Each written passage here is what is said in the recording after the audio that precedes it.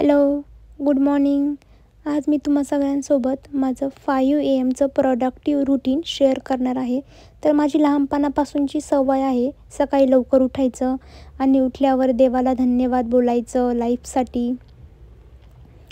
तर सगळ्यात पहिले मी उठल्यावर माझं बेड आवरून घेते.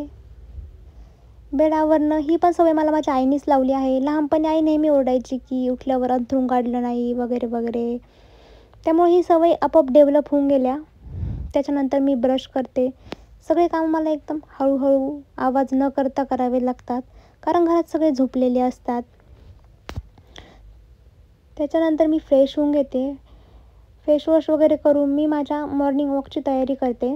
मी रोज सकाळी 5 वाजता फिरायला जाते बाहेर. आणि आता थंडीचे दिवस सुरू झाले आहे. सो सकाळी सकाळी ब्लँकेटमधून बाहेर येऊच वाटत नाही, कारण खूप थंडी वाजत असते. पण आपण एकदा जर कम्फर्ट झोनमध्ये गेलो ना, तर मग सगळं डिसिप्लिन खराब होऊन जातं. सो मी सकाळी सकाळी इथे गार्डनला आले आहे आणि सकाळी खूप भारी वाटतं. पक्ष्यांचा आवाज येत असतो, वातावरण खूप शुद्ध असतं. थोडंसं वॉक करून मी माझी जॉगिंग कंप्लीट केली.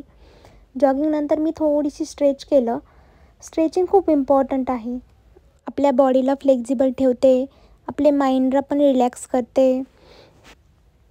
मला आवडतं स्ट्रेचिंग करायला खूप. पण आज नेमकं मी मॅट आणायची विसरली होते आणि गार्डनमध्ये खाली थोडंसं ओलं ओलं होतं. सो कपडे खराब होईल म्हणून मी जरा कमी स्ट्रेचिंग केली आज. तर जेवढी मला पॉसिबल आहे तेवढी स्ट्रेचिंग करून मी गार्डनच्या बाहेर आले. तर इथे एक काकू असतात. त्या काकू रोज नवीन नवीन ज्यूस घेऊन येत असतात. बीटरूट, आवळा, लिंबू, गाजर.